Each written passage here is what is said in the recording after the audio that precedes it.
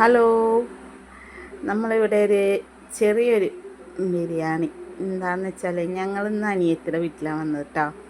അപ്പോൾ അനിയത്തിനോട് പറഞ്ഞിട്ടുണ്ടായിരുന്നു. അപ്പോൾ അനിയത്തി കോഴി മേടിച്ചു. അപ്പം ഞങ്ങൾ വിചാരിച്ച് നെയ്ച്ചോറും വെക്കാമെന്ന് പറഞ്ഞിട്ടേ. അപ്പം ഞാൻ പറഞ്ഞു ഞാൻ ഉണ്ടാക്കുന്ന ഒരു ഷേഡ് ബിരിയാണി ഉണ്ടാക്കാം എന്ന് പറഞ്ഞ് ഞങ്ങൾ ഉണ്ടാക്കാൻ നിന്നു. പക്ഷേ ഞാൻ ഉണ്ടാക്കണേന് ഇത് വീഡിയോസ് കാണുന്നതിന് മുന്നേ ഞാൻ മസാല ഉണ്ടാക്കി കഴിഞ്ഞു.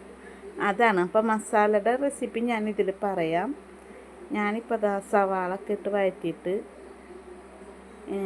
അണ്ടിപ്പരിപ്പ്, മുന്തിരി നമ്മൾ ആദ്യം ചെയ്യില്ല, എല്ലാവർക്കും അറിയാവുന്നതാണ്. അതുപോലൊക്കെ തന്നെ കറുകപ്പെട്ട സാധനങ്ങളൊക്കെ ഇട്ട് സവാളൊക്കെ വഴറ്റിയിട്ട് നമ്മൾ ഇതാണ് കേട്ടോ ഞാൻ ഉണ്ടാക്കിയ മസാലയുടെ റെസിപ്പി ഞാൻ പറയും ഇതിൽ. അപ്പം ഞാനിങ്ങനെയാണ് ബിരിയാണി വെച്ചത്. മറന്നു പോയതാണ്, കുട്ടികളുടെ ഇഷ്ടത്തിന് ഇങ്ങനെ വീഡിയോസ് എടുക്കുന്നതാണ്. അപ്പം ഞാൻ ഇങ്ങനെ അരി കുതിർത്തി വെച്ചിട്ട് അത് വെള്ളം കളഞ്ഞിട്ട് ഇങ്ങനെ ഇട്ടിട്ടുണ്ട്. അപ്പോൾ അത് നല്ലോണം ജസ്റ്റ് ഒന്ന് ഇളക്കിയിട്ട് ഒന്ന് ഒരു 5-10 മിനിറ്റോളം നമ്മൾ ഈ അരിനെ വറുത്തിട്ട്, പിന്നെ അരി ഞാൻ 2 കപ്പാണ് എടുത്തേക്കുന്നത്. ഞങ്ങൾ ഇവിടെ അധികം ആൾക്കാരുള്ളതുകൊണ്ടേ വലിയ കപ്പിലെല്ലാവരും 1 കപ്പിന് 2 കപ്പ് വെള്ളമല്ലേ, അതുപോലൊക്കെ തന്നെ 2 കപ്പ് അരിയാണ്. അപ്പോൾ അത് 4 കപ്പ് വെള്ളം ഞാൻ തിളപ്പിക്കാൻ വെച്ചിട്ടുണ്ട്.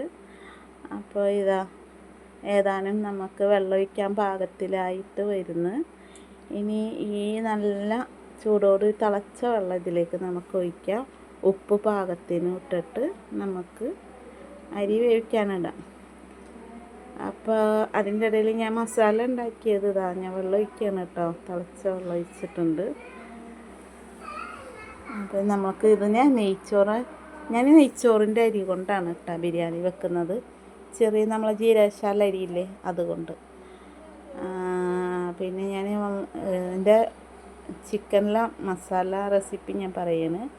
അതിൽ ചിക്കന് നേരിയ ഉപ്പും മഞ്ഞളും മുളക് പൊടി ഇട്ട് പുരട്ടിയിട്ട് അതിനെ ഒന്ന് പൊരിച്ച് കോരി എന്നിട്ട് അതിലേക്ക് ആ എണ്ണയിൽ തന്നെ സവാള നല്ലോണം ഇട്ട് വഴറ്റിയിട്ട് പച്ചമുളക് എരിവിനനുസരിച്ച് ഇടുക, ഇഞ്ചി വെളുത്തുള്ളി എല്ലാം ഇട്ട് വഴറ്റി. എന്നിട്ട് അതിലേക്ക് ചെറുനാരങ്ങ നീരാണ് ഞാൻ ഒഴിച്ച് വെക്കുന്നത്. ചെറുനാരങ്ങ, ഗരം മസാല, വേറെ പൊടികളൊന്നും ഞാൻ ഇട്ടിട്ടില്ല കേട്ടോ ഗായ്സ്. പിന്നെ അതങ്ങനെയാണ് ആ മസാല ആക്കി വെച്ചത്. മല്ലിയില നിങ്ങൾക്ക് വേണമെങ്കിൽ എല്ലാവരും പുതിനയില ആഡ് ചെയ്യുന്നുണ്ട്. ഞാൻ ഇതിൽ പുതിനയില ആഡ് ചെയ്തിട്ടില്ല, മല്ലിയിലയാണ് ആഡ് ചെയ്തേക്കുന്നത്. അപ്പം അങ്ങനത്തെ ഞാനിപ്പോൾ നെയ്ച്ചോറ് നമ്മളായി ഗൈസ്. ഞാൻ അതിൻ്റെ മുകളിൽ ഇങ്ങനെ ചിക്കന് മസാല ആക്കിയിട്ടത് ഞാനതിൽ ദമ്മിടണം കേട്ടോ. അപ്പോൾ എൻ്റെ ഉമ്മ ചിക്കൻ ബിരിയാണി കഴിക്കില്ല. അപ്പം ഞാൻ ലാസ്റ്റ് ഇത് ദമ്മിട്ടതിന് ശേഷം അടിയിൽ നിന്ന് കുറച്ച് റൈസ് എടുത്തിട്ട് ഉമ്മാക്ക് മാറ്റും. അപ്പം ഞാനിങ്ങനെ കുറച്ച് ചോറൊക്കെ അതിൻ്റെ മേലിട്ടിട്ട് ദമ്മിടണം കേട്ടോ. നെയ്ച്ചോറ് നല്ലോണം വെള്ളം വറ്റണ്ട, ഒന്നായിക്കഴിഞ്ഞാൽ നമുക്ക് ഈ മസാല ഇട്ടിട്ട് ദമ്മിടാം, അല്ലെങ്കിൽ നമ്മൾ ആ ചോറ് അടി പിടിക്കും. അങ്ങനെ ഇത് എല്ലാ മസാലയും അതിലിട്ട് ഇതിനിങ്ങനെ മൂടി വെച്ചിട്ടുണ്ട്. ഇനി അതിൻ്റെ മീതെ ദമ്മിട്ടിട്ടോ, തീക്കനലൊക്കെ ഇട്ടിട്ട് ഞങ്ങൾ ദമ്മിട്ട് ഒരു 10 മിനിറ്റ് വെച്ച് അതിന് ശേഷം നമ്മളെ ബിരിയാണി റെഡിയായി. ബിരിയാണി ഇപ്പം സേവ് ചെയ്യും. ഹായ്, ഞങ്ങളുടെ ഈ ബിരിയാണി ഇഷ്ടപ്പെട്ടാൽ ലൈക്ക് ചെയ്യുക. പിന്നെ ഇതുപോലെ ഒന്ന് വെച്ച് നോക്കൂട്ടോ എല്ലാവരും. ഇവിടെ എല്ലാവർക്കും ഇഷ്ടമായി, മക്കൾക്കൊക്കെ ഇഷ്ടമായി.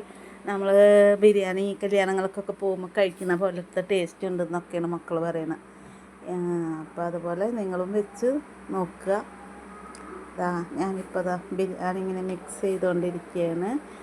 ഞാൻ അടിയിൽ നിന്ന് എൻ്റെ ഉമ്മാക്ക് കോഴി മസാല ഇട്ട് ചോറ് എന്ന് പറഞ്ഞാൽ തിന്നില്ല. അപ്പോൾ അടിയിൽ നിന്ന് ഇങ്ങനെ റൈസ് വേറെ മാറ്റിയിട്ട് കുറച്ച് വെക്കണം. അപ്പോൾ അതിങ്ങനെ എടുത്ത് മാറ്റണം. കുട്ടികൾക്ക് ഇപ്പോൾ റൈസ് മാത്രമാണെങ്കിൽ അടിയിൽ നിന്ന് ചോറ് മാത്രം എടുക്കുക. അപ്പോൾ ഇതിൻ്റെ ഗ്രേവി, അതിൻ്റെ ടേസ്റ്റൊക്കെ ചോറിലേക്ക് വരും കേട്ടോ. അങ്ങനെ അപ്പം എൻ്റെ ബിരിയാണി ഇഷ്ടപ്പെട്ടാൽ ലൈക്ക് തരിക. ഇതുപോലെ നിങ്ങൾ ഉണ്ടാക്കി നോക്കൂ, നല്ല രസമുണ്ട്, നല്ല ടേസ്റ്റ് ഉണ്ട്, എനിക്കിഷ്ടപ്പെട്ടു. നിങ്ങളും ഉണ്ടാക്കി നോക്കൂ കേട്ടോ. അപ്പോൾ അതാ ഞാൻ ഈ പാത്രത്തിലേക്ക് സെർവ് ചെയ്യണം കേട്ടോ. എൻ്റെ ഒരു ചെറിയൊരു ബിരിയാണിയാണ്. ഇവിടെ വന്നപ്പോൾ അനിയത്തി വേഗം പറഞ്ഞ് ഉണ്ടാക്കി. അപ്പോൾ അങ്ങനെ ഉണ്ടാക്കി. നിങ്ങൾ ഇതുപോലെ വെച്ച് നോക്കൂ.